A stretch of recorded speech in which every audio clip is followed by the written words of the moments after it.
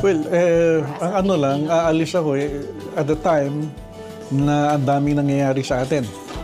Kung journalist ka, minsan pag may ganun mga big events, parang hindi ka mapakali. As a journalist, gusto mo. And all my life, pag may malalaking event, nagko-cover. Automatic yan, nandun ako, nagko-cover. Only this time, ang daming events, ang daming pangyayari, hindi ako makakapag-cover dahil paalis na.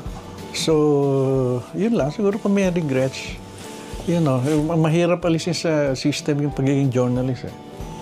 And kahit nasa Canada, somehow, some way, I'll get involved sa journalism. It's in my veins.